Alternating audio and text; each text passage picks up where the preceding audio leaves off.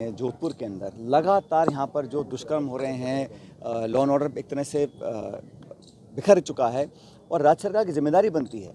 अब आज भी मैं देखता हूँ केंद्र सरकार तो मनमोहन सिंह जी को कोसती है कि 10 साल पहले यूपीए सरकार ने ये किया वो किया, लेकिन आपके हाथ में लॉ एंड ऑर्डर है और ऐसा कोई जिला नहीं है जहाँ पर डकैती, बलात्कार, दुष्कर्म, तमाम तरह के एंटी सोशल एलिमेंट्स अपने पैर पसार रहे हैं और सरकार नाकाम है। सरकार में मल्टीपल पावर सेंटर बन चुके हैं। किसी को मालूम नहीं कि कोई मंत्री कैबिनेट में है कि नहीं है। संगठन कुछ बोलता है, सरकार कुछ बोलती है, सरकार में 3 लोग अलग बातें बोलते हैं। तो एक जो बिखराव है बहुत जल्दी हो गया। आमतौर पर 3-4 साल के बाद एक खिंचाव होता है सरकारों के अंदर, लेकिन यहाँ मैं देख रहा हूँ कि बहुत शुरुआत में ही अलग अलग सत्ता के केंद्र बन गए हैं। उसका नुकसान लोगों को होता है। जो नीति निर्माण होती है, गवर्नेंस होती है, ग्रामीण क्षेत्रों में विकास बिल्कुल ठप पड़ा है। जिनके वर्क ऑर्डर हम देख गए थे उन कामों को भी नहीं करा पा रहे हैं। तो मिसमैनेजमेंट भी है और मुझे लग रहा है कि भारतीय जनता पार्टी से लोग बहुत जल्द उनका मन उठ चुका है।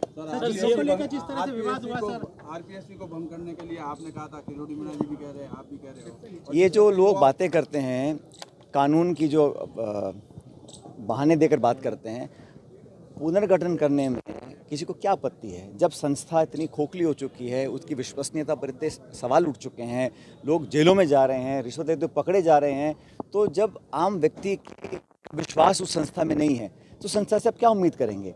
और नए सिरे से अगर उनकी नियुक्तियों के अंदर जो पारदर्शिता वाले मापदंड होने चाहिए वो क्यों नहीं हो सकते हैं? और दोबारा से शुरुआत करके इसका पुनर्गठन क्यों नहीं किया जा सकता? अगर अच्छा शक्ति है, कोई करना चाहे तो कर सकता है, और नहीं करना है तो आप बहाने 100 दे सकते हैं। कानूनी अड़चन है, संवैधानिक अड़चन है, फलाना है, ढिमकाना है, लेकिन कोई करना चाहे, क्योंकि नौजवानों के भविष्य से खिलवाड़ करने का अधिकार किसी को नहीं है, किसी दल को, किसी पार्टी को, किसी नेता को। और जो नियुक्ति के मापदंड होते हैं उसको स्पष्ट किया जाना चाहिए और ऐसे बनाए जाएं ताकि भविष्य में इस प्रकार की संभावना खत्म हो जाए। तो आरपीएससी की विश्वसनीयता खत्म हो चुकी है, उसको जीवित करना बहुत ज़रूरी है, क्योंकि नौजवानों का भविष्य जो है उस पर टिका हुआ है। और रोज़गार के मुद्दे पर भाजपा बैकफुट पर ही है। और रोज़गार आप घोषणा कर रहे हैं कि हमने 4 लाख नौकरियों का संकल्प लिया है। संकल्प क्या होता है, घोषणा क्या होती हैं? आप जो हम लोग नौकरियां दे गए थे उनके पत्र जारी कर दीजिए। तो इस प्रकार नौजवानों को भी लगता है भाजपा के जो चालें हैं वो समझ में आ रही हैं। भजनलाल शर्मा विदेश यात्रा पर है, कांग्रेस सवाल भी खड़े कर रही है कि कोर्ट की तरफ से एक था कि विदेश जाएं तो आप पूछ के जाएं या कोर्ट को बता के जाएं। ये कानूनी मामला है, इसमें और कोई देगा, लेकिन मैं तो इतना जानता हूँ कि जो प्रदेश है वो प्राथमिकता होनी चाहिए और यहाँ का जो निर्वाचित सरकार, कोई भी सरकार हो, वो जनता के वोट से चुनकर आती है। अगर शिक्षा, चिकित्सा, कानून व्यवस्था, गवर्नेंस, डेवलपमेंट, विकास ग्रामीण क्षेत्र में, शहरी क्षेत्र में नहीं हो रहा है, लोग परेशान हैं। इस बार गर्मी में क्या हाल हुआ? पानी, बिजली की इतनी किल्लत पहले कभी नहीं देखी और गर्मी हर साल पड़ती है। तो प्रबंधन की, इच्छा शक्ति की, ब्यूरोक्रेसी के ऊपर अपना प्रभाव रखने की कमी सरकार में मुझे साफ दिखाई दे रही है। जिस तरह से बयान है जिलों को लेकर एक अंतर्विरोध बीजेपी में पैदा हुआ, आप किस तरह से मैंने पहले ही कहा ना, वो अलग अलग बातें अलग अलग लोग बोल रहे हैं, किसी को सच हकीकत पता ही नहीं है। कभी कोई नेता क्या बोलता है, कभी पलट जाते हैं, फिर विड्रॉ कर लेते हैं। तो असमंजस बना हुआ है पूरे सरकार। बंगाल में जो हालात हो रहे हैं, ममता सरकार को दबाने का प्रयास करता है, ये लोग कुछ कहते हैं। देखिए, ऐसा है, किसी भी दुष्कर्म को हम सबको कठोर शब्दों में उसकी निंदा करनी पड़ेगी और करते हैं हम लोग।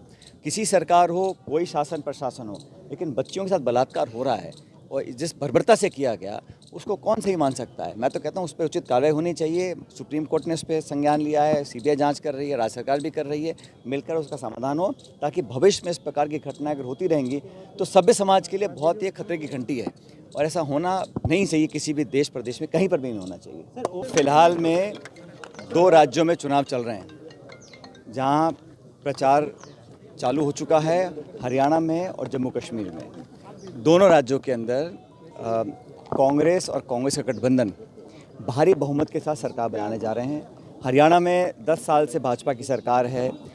ऐन मौके पर उन्होंने मुख्यमंत्री को बदला, कहीं ना कहीं उन्होंने अपनी हार को स्वीकार किया है और जो माहौल पूरे हरियाणा में बना है उसको देखकर मैं कह सकता हूं कि हम प्रचंड बहुमत, मुझे लगता है ऐतिहासिक बहुमत हरियाणा की जनता कांग्रेस पार्टी को देगी और एक बार वहां पर दोबारा कांग्रेस की सरकार बनने जा रही है। जम्मू कश्मीर के अंदर हमारा गठबंधन है और वहाँ बहुत सारे राजनीतिक षड्यंत्र रचे गए पिछले कई सालों में, लेकिन वहाँ की जनता, वहाँ की आवाम भी जमहूरियत में विश्वास रखती है और मैं उम्मीद करता हूँ कि 3 चरण का चुनाव जो होगा और जब मतगणना होगी उसके बाद वहाँ पर दोबारा कांग्रेस और कांग्रेस की गठबंधन की सरकार बनेगी। इंडिया अलायंस का जो एक राष्ट्रीय गठबंधन बना है वो लगातार आगे बढ़ रहा है। हम लोगों ने हरियाणा में भी कम्युनिस्ट पार्टी को एक सीट दी है। ये इस बात को दिखलाता है कि कांग्रेस पार्टी सबको साथ लेकर चलना जानती है और आगे चल भी रही है। बाकी 2 राज्य हैं झारखंड, महाराष्ट्र, वहाँ पर भी चुनाव होने हैं और मुझे बड़ा आश्चर्य है कि वो दल, वो पार्टी, वो सरकार जो दावा करते थे कि एक राष्ट्र एक चुनाव कराने का, वो ऐसा माहौल नहीं बना पा रहे हैं जहाँ निर्वाचन आयोग 4 राज्यों के चुनाव एक साथ करा सकता है। राजस्थान में अनेक उपचुनाव होने बाकी हैं, उत्तर प्रदेश में उपचुनाव होने बाकी विधानसभा के, उसकी भी घोषणा अभी तक हुई नहीं है। तो कहीं ना कहीं कथनी करनी में फ़र्क है, लेकिन ये बात स्पष्ट है कि राहुल गांधी जी के नेता प्रतिपक्ष बनने के बाद जिस तरह का रवैया सरकार का रहा, सरकार अब बैकफुट पर है। एजेंडा विपक्ष तय कर रहा है, जवाबदेही हम तय कर रहे हैं, सदन के अंदर, सदन के बाहर। तमाम मुद्दों पर सरकार को बैकफुट पर आना पड़ा। जो विधेयक लेकर आए पार्लियामेंट में, उस पर उनको विड्रॉ करना पड़ा। तो जो बहुमत का घमंड और अहंकार 10 साल था, वो जनता ने 4 जून को उतार दिया है। 4 जून के बाद एक नई सच्चाई, नई असलियत देश के सामने आई है और मुझे खुशी है कि राहुल गांधी जी ने कांग्रेस पार्टी के आग्रह को स्वीकार किया, नेता प्रतिपक्ष बने हैं और जिस प्रकार वो सरकार की जवाबदेही तय कर रहे हैं, वो भी अपने आप में एक बदले हुए माहौल को दर्शाता है। और मैंने देखा है जब भी भाजपा बैकफुट पर आती है, वो सीधा सीधा राहुल गांधी जी को टारगेट करते हैं। वो कोई स्टेटमेंट देते हैं, सरकार को कटघरे में खड़ा करते हैं, तो उनके ऊपर लांछन लगाना, विरोध करना, ये उनकी आदत बन चुकी है। लेकिन हमें जनता में पूरा विश्वास है, कांग्रेस पार्टी लगातार मजबूती से आगे बढ़ रही है। जिन जिन राज्यों में चुनाव होंगे वहाँ पे हम सरकार बनाएंगे और जहाँ विपक्ष में है वहाँ पर भी नई ऊर्जा कार्यकर्ताओं को मिली है, नेताओं को मिली है। और जिन राज्यों में मैं दौरे करता हूँ वहाँ पर लगातार मैं देख रहा हूँ एक बदलाव हो रहा है। एक धरातल पर एक एहसास मुझे होता है कि राजनीति बदल रही है। लोगों की आज 10 साल से जो लोग थक चुके हैं, पुराने वादे, वही आश्वासन, किसान, नौजवान, मध्यम वर्ग, सब लोग दुखी परेशान हैं। जो केंद्र सरकार का बजट भी आप लोगों ने देखा होगा, वो भी अपनी सरकार की जो बैसाखियाँ हैं, उन राज्यों के मुख्यमंत्रियों को झूठे आश्वासन देकर खुश करने का काम किया है।